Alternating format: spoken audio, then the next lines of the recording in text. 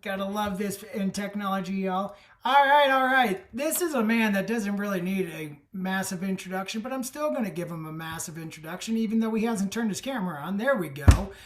This is Michael Faber, the king of squirrel hunting, the man that is the myth of legends. He loves to pick on people because when he picks on people, that's when you know he likes you, he cares about you, and he loves you. You can see the excitement on the screen here because there's a lot of people that love and support the blue and green, and Michael is our fearless leader of the blue and green. Michael has been a big part of my life since 2020. He has kicked me in the butt so many times, and now he's got Austin as well kicking me in the rump. So now I've got a dynamic duo that's pushing me every step of the way. And there is a lot of laughter going on here, and I have no idea what it's about, but that's okay. So, with that being said, we're going to introduce the man that was once a basketball coach, the man that can still shoot basketballs like it's nothing else. He can shoot it from a mile away, y'all. And this man can do a backflip while dunking a basketball. So you better watch out, Michael Jordan. So with that being said, Michael, the summit is yours. Yeah, some of y'all are real weird. Some of y'all are real weird. James, I'll turn off your camera after you do that shit. Um, the I call you right out. So I was challenged by David and then Meredith. They both challenged me. David challenged me to take this serious. He says you always come in and say the same shit every time, pretty much. And he said you should say something different. I was like, well, that's rude. Um, and then Meredith said that I'm afraid to be nerdy because everybody might know I'm a nerd. And I was like, well, if you know I'm a nerd, then I guess I'm nerdy enough. Right. But so today I'm going to give a presentation. This will be the only time I ever give it. It's going to be a new beginnings special. I made it specially for this, and it'll be the only time I say it. All right. That could be really good. It could also be really bad. We don't know. But before I get going, I want to do a couple things. First and foremost, I'm going to thank everyone that's been on the Facebook Live and on the Zoom. The energy of this event is greater than probably any virtual event I've seen yet. The speakers have been amazing. Going later really sucks because I'm like, damn, everybody kind of said things I was going to say. There was a moment when Javi was talking, I swear to God, he like cracked my computer and like stole my shit for a minute. He said like three lines I literally have like word for word. And I was like, how the right? So hopefully you guys really liked his because I at least have three lines you'll like. All right. So that's good. But so the energy of the speakers, the energy of the people in the room, you guys are contagious. From the speakers to the stories to all of it has been phenomenal. I want to give a shout out to my boy Hudson. He's been in the room forever. I thought he just left. I was like, what a dick. A warrior. He's been handling and working with me for like 30 plus years, man. So I swear this day I would not be here or alive or free if it wasn't for him. So I want to show him some extra love. He's been going real hard recently for the blue and green. So love to give that plug. And lastly, and but not least at all, for David and Austin for putting this on, for bringing these people together, for having this in a time when I think it's needed most. All right, to bring inspiration, motivation, love, connection, whatever it is you want to call. I love when people shit on something where they're like, motivation doesn't work. I'm like, guys, everything works for the part it's supposed to.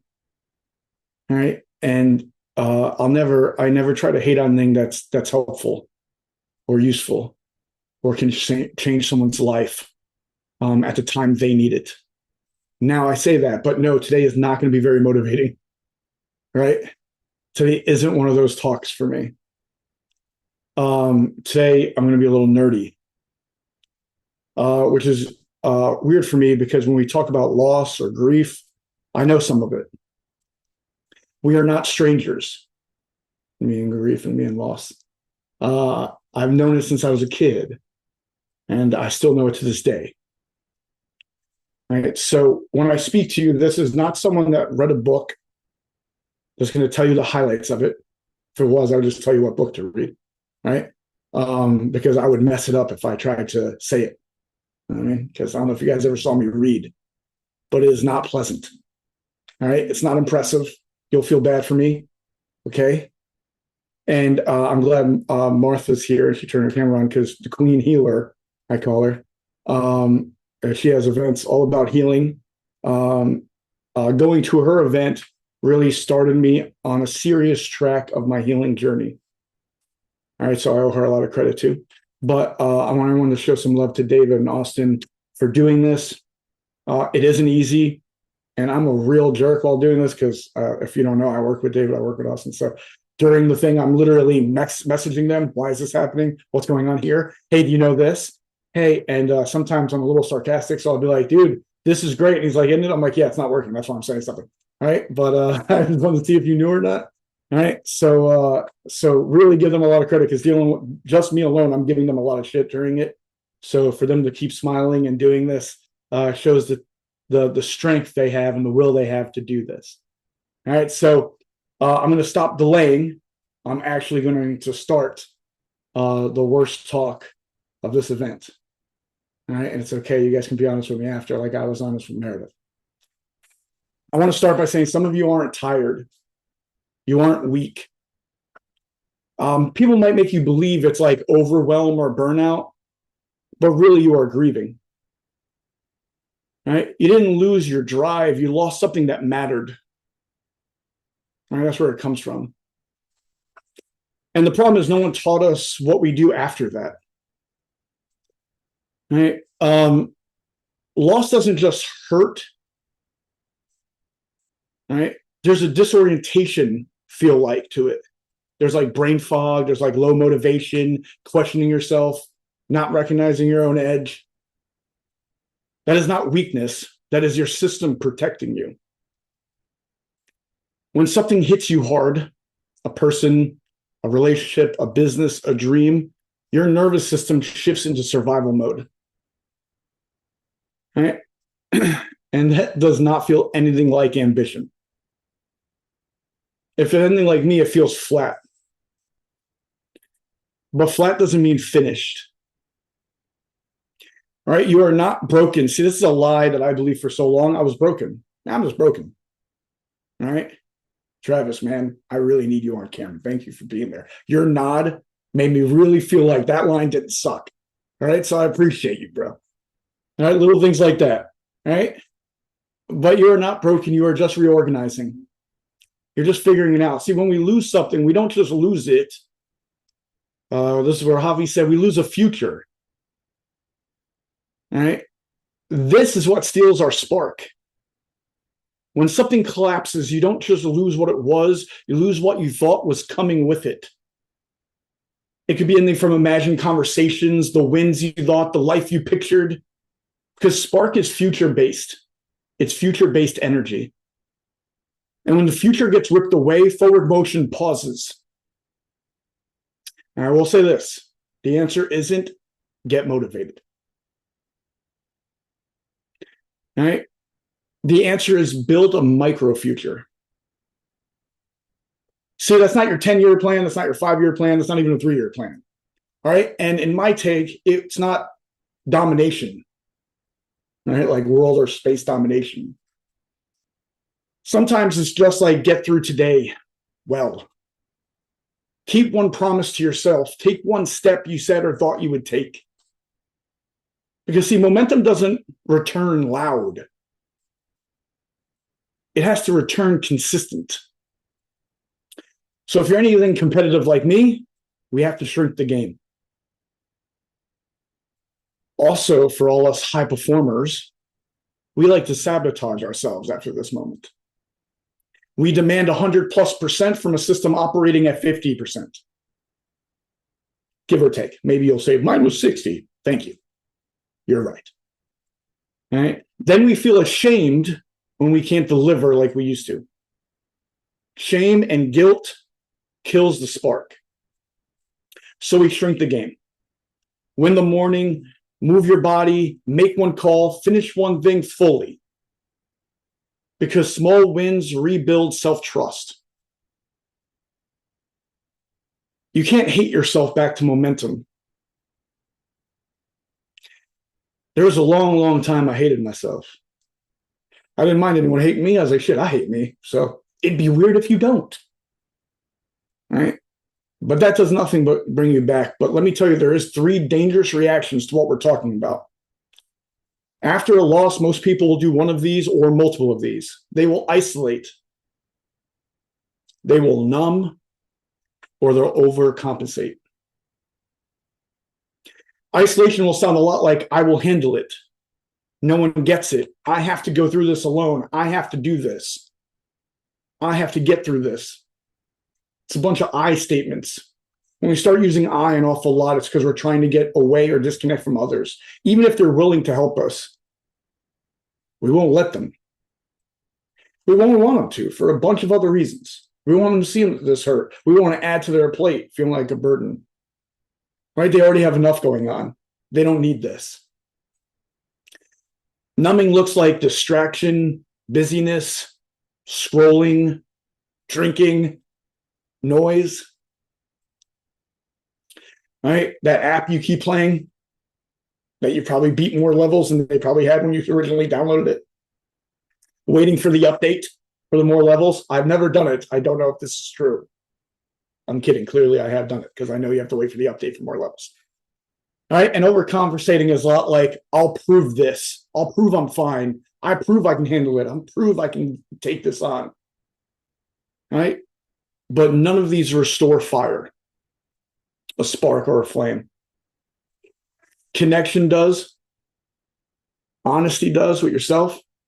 And measured movement does.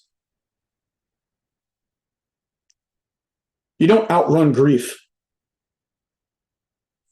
Or you might be able to outlast it. Now, for a second, there's a couple of, most of you already do, so this is weird, but I want you to do something with me. I want you to turn your camera on for me. It will only take a second, and I promise it's not to embarrass you, because I know that might be a fear with me. All right, I'm not going to make any jokes. All right, but I want us to connect deeper here. I guess everyone with their camera on will be the ones with their camera on. Oh, there we go. Thank you, Hudson. Appreciate it. I knew you're always there for me, brother. You don't leave me in the mess, man, and you clap loud when I'm winning, bro. I appreciate it. All right, my daughter's playing a game. She's screaming in the background, but she's okay. She's alive. It must have been a really thrilling moment if you heard her screaming. She is really into this game she's playing. All right. And she told me not to be loud because she didn't want me to distract her from playing. Isn't that weird? It's a weird thing. I was like, I thought that would be reversed, but I'll try to keep it down. All right. But I want you guys to do something for me. If you've ever tried to handle something alone that was heavier than you let on, just give me a nod. All right. Now I want you to look around, and that was everybody. So we're not alone in this journey. We're not alone in these feelings. We're not alone in grief. And we don't have to be. That's a choice you get to make. Now I want you to know something too. The spark that comes back is different. Here's what no one told me, and maybe no one told you. The fire that returns after hype, after loss isn't hype. I'm so hype, I'm saying hype too much. All right? After loss is not hype, it's depth. It is not, I will prove everyone wrong. My daughter's freaking out. It is, I know what matters now. Good news is she died in the game, so it might give me a couple minutes of her not screaming. Like I said, it is, I know what matters now. And when you come back from that, there's a weird thing happens. You are less impressed by the noise. You are less impressed by the car or the house or the thing that people try to lead on with ego and pride. Right? Because you're more anchored. But here's the thing. Anchored people build things that last. Like I told you before, there was a season, and for many, the season lasted years for me, where I felt flat. And it wasn't that long ago. It wasn't dramatic, not broken, just flat. And what was crazy was that scared me more than anything. Because I've always been the driven one, the energy one. And you all know I'm the let's go one. Let's go. Right? And I don't say it as loud as James, but I say it. And suddenly that fire felt quiet. So I tried to force it back. Bigger goals, more action, and really just more noise. Nothing worked. It was crazy until I realized something. The fire wasn't gone. It just wasn't the same flame. The old fire was about proving. It was about winning. It was about showing. And the new fire, well, that was about depth. That was about alignment. That was about what actually mattered. And that was when I stopped trying to be who I was before the hit. I decided to become what the hit or who the hit shaped me into or was shaping me into. So if your spark feels low right now, know this: you are not broken. You are becoming. And when you come back, you might not be louder, but you will come back deeper. And what I've learned in the time that this has happened for me is that deeper people don't shake. And that is how you ignite your spark. So in the great words of the Human Torch, flame on.